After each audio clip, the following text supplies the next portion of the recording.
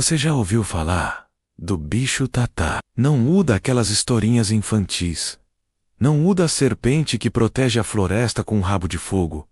Eu tô falando da verdadeira coisa que se arrasta debaixo da terra, queima tudo o que toca e se alimenta de ossos humanos, ainda quentes de sangue. A maldição viva, a que ninguém ousa chamar pelo nome completo.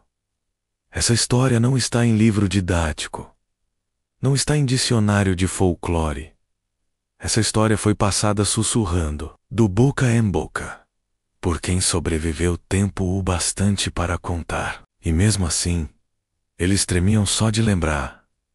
O que aconteceu em Vila Quixuré, no sul do Brasil, foi enterrado pelas autoridades, apagado dos jornais e varrido da memória coletiva. Mas eu consegui as gravações. E hoje, você vai ouvir a história real da noite em que todos os ossos de uma vila levantaram e foram atrás dos próprios corpos. Tudo começou com um tremor. Coisa leve. Só o suficiente para sacudir os copos no armário. Deve ser um caminhão passando, disseram. Ou um pequeno abalo sísmico, disseram outros.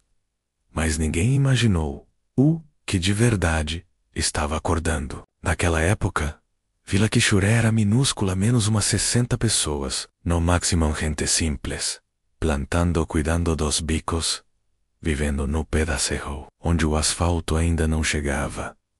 Quem contava a história era o seu Antenor, um dos únicos que saiu da vila a tempo. Ele contou que, naquela noite, a terra cheirava diferente.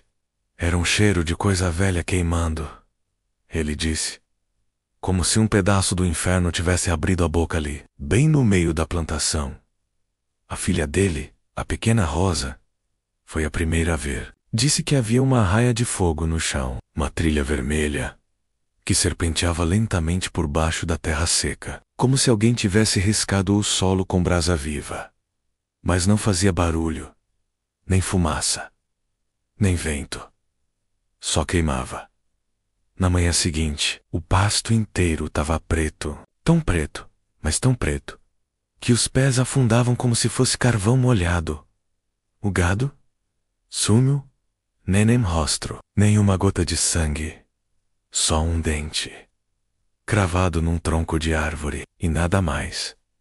Dona Nelly, a professora da vila, mandou chamar a ajuda da cidade, mas o radio já não funcionava. O telefone, mudo. E quem tentou sair de carro pela estradinha de terra, voltou chorando, porque a ponte que ligava a vila para o resto do mundo tinha desabado sem explicação. Foi aí que os primeiros ossos começaram a andar. Música mais tensa. Seu Antenor disse que foi de madrugada. Ele ouviu a porta do galinheiro bater com força. Foi com a lanterna, achando que era gambá. Mas quando apontou a luz, viu um crânio olhando de volta. Não era um crânio seco, era um crânio fresco, com os olhos ainda pendurados por nervos, tremendo como se algo ainda estivesse tentando enxergar com eles. E o pior, o crânio se arrastava, empurrado por costelas que saíam da terra, como se o chão tivesse começado a cuspir cadáveres ainda incompletos. E eles estavam indo para algum lugar. Não atacavam, não gritavam. Só rastejavam, andando com os poucos ossos que conseguiam reunir. No começo, pareciam apenas meio doidos, como caranguejos albinos quebrados. Mas ao longo da noite, ficaram maiores, mais completos. Começaram a ficar de pé. E quando o sol nasceu, havia dezenas deles, andando pelas trilhas, subindo nos telhados, batendo nas janelas como se soubessem onde cada morador morava. E a trilha de fogo agora cruzava a vila inteira, como se o bichotata estivesse farejando o chão por dentro. Um velho chamado Zeca jurou que viu, pelo alçapão do porão, o rabo em brasa da criatura se arrastando pelas raízes das árvores, queimando de dentro para fora. Disse que onde a coisa passava, a madeira gemia, como se tivesse alma. Os padres, que vinham uma vez por mês rezar missa na capela, nunca mais apareceram. e ninguém conseguia sair. A vila foi fechada em um círculo de carvão vivo. Toda a mata ao redor estava queimando por baixo, como se a floresta tivesse sido virada ao avesso. Foi na terceira noite que a tragédia explodiu. As casas começaram a ser invadidas. Mas não foi por bicho, nem por bandido. Foi pelos ossos. Eles já estavam quase completos, com espinhas reconstruídas de barro, braços montados com pedaços de galho e tendões arrancados de bicho. E o que eles procuravam? Seus corpos. A menina Rosa, lembra? Foi ela quem contou isso para Antenor.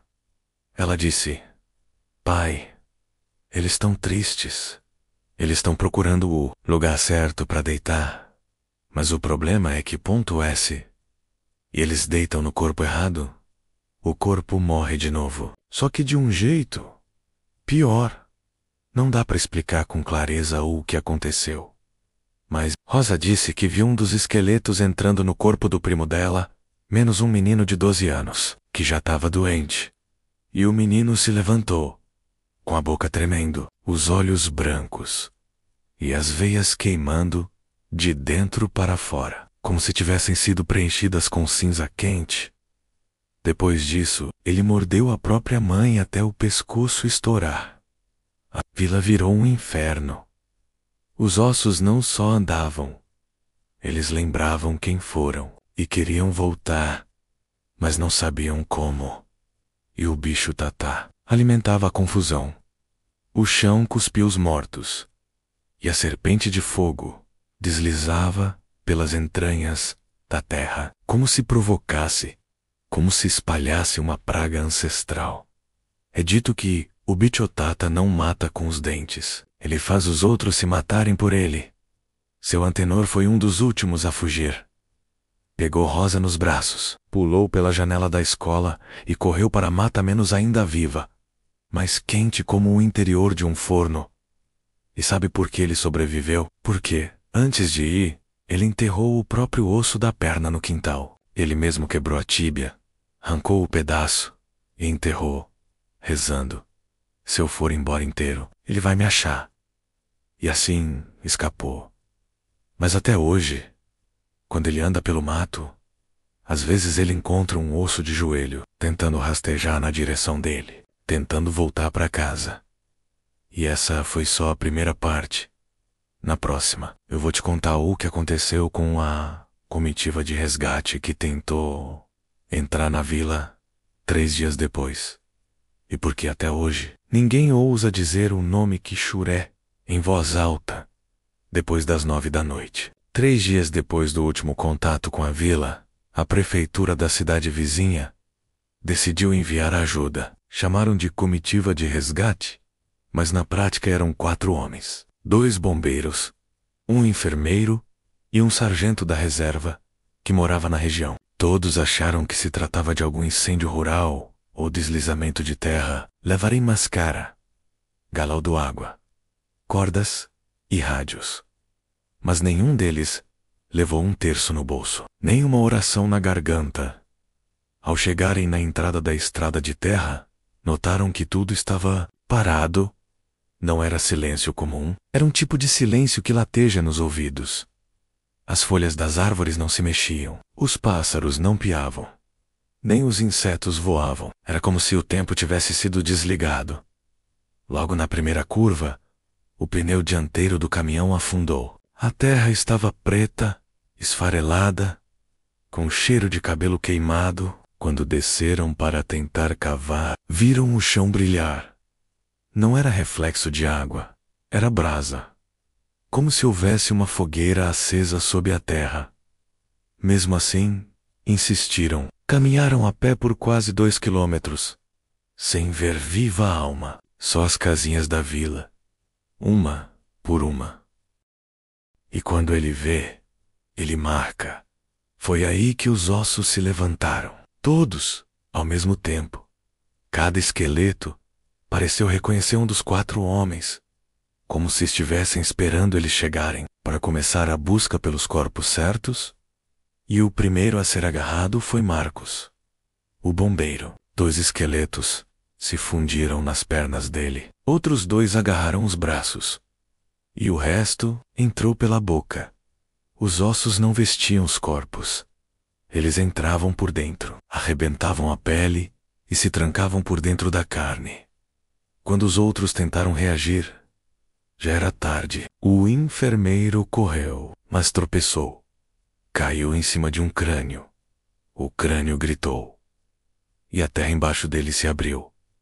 De lá saiu um fêmur em brasa, que atravessou o peito dele como uma lança.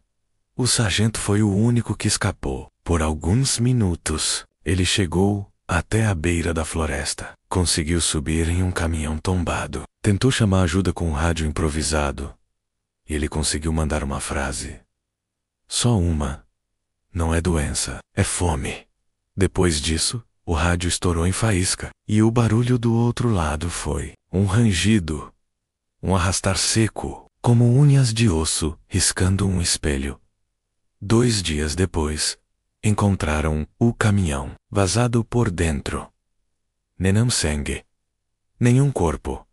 Mas nas árvores próximas, havia pedaços de pele pendurados como roupa no varal. E todos os ossos estavam desaparecidos, exceto por um crânio, sem olhos, mas sorrindo, como se estivesse esperando por você. Depois da comitiva desaparecer, o governo decretou a área como zona de risco ambiental. Colocaram placas de deslizamento, veneno no solo, risco biológico. Mas os moradores das redondezas sabiam que não era nada disso. As árvores ao redor da vila ainda estavam de pé. A terra não deslizava. A água dos rios ainda corria limpa. O que havia ali era outra coisa. O problema é que a coisa não ficou contida. Na semana seguinte, um menino de 12 anos sumiu da escola, numa cidade a 30 quilômetros de Quixuré. Simplesmente evaporou no meio do recreio. Quando encontraram a mochila dele no mato, havia um osso dentro. Um osso que não era dele.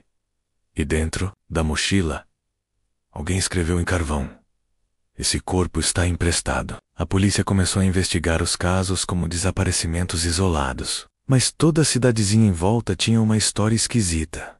Uma mulher que acordou com um maxilar travado e 3 dentes faltando, mesmo dormindo sozinha num quarto trancado. Um açougueiro que começou a ouvir barulhos vindo do freezer. Quando abriu, viu os ossos do boi se mexendo. Quase perdeu a mão tentando fechar a tampa.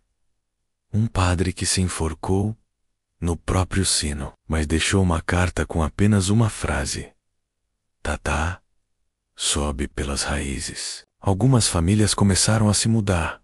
Outras, mais antigas, disseram que tudo aquilo fazia parte de um ciclo, que o bicho Tatá sempre voltou, que ele vem sempre que a terra é ferida por demais. E dessa vez, a terra tinha sido muito ferida. A barragem construída no topo da serra, anos antes, destruiu cavernas antigas. Gente que nunca saiu de lá foi esmagada sob toneladas de pedra e concreto. E os ossos ficaram incompletos, presos, sozinhos. Agora eles voltavam, puxados pela fome ancestral da serpente de brasa. O bicho Tatá não é só fogo, ele é uma fome espiritual, uma força que queima a identidade da morte. Ele não quer matar, ele quer bagunçar o repouso, quer embaralhar os ossos, e a cada corpo que os ossos erram, o mundo fica um pouco mais podre. A maldição se espalha. Alguns dizem que existe um jeito de parar, uma última chance, mas exige um preço. Ritual dos ossos. Dizem que existe uma única forma de impedir que o Bichotata continue se arrastando. É preciso reunir os ossos errados, colocar fogo neles com óleo de jerimum preto e enterrar a cinza na boca de um nascido morto. E isso tem que ser feito antes da próxima lua cheia, dentro da vila original. Mas ninguém quer voltar a Quixuré. E mesmo que quisessem, ninguém consegue. Porque a vila não está mais onde costumava estar. Mapas mostram só mata. Imagens de satélite não revelam nada. Essa árvore, nenhuma casa, nenhuma trilha, nenhum vestígio de que um dia existiu um povoado ali. Mas o cheiro ainda sobe. Quem se aproxima, mesmo de longe, sente o ar quente e ouve algo debaixo dos pés. Um estalo, um arranhar, como se os ossos ainda andassem e estivessem chegando. Agora falta apenas a última parte.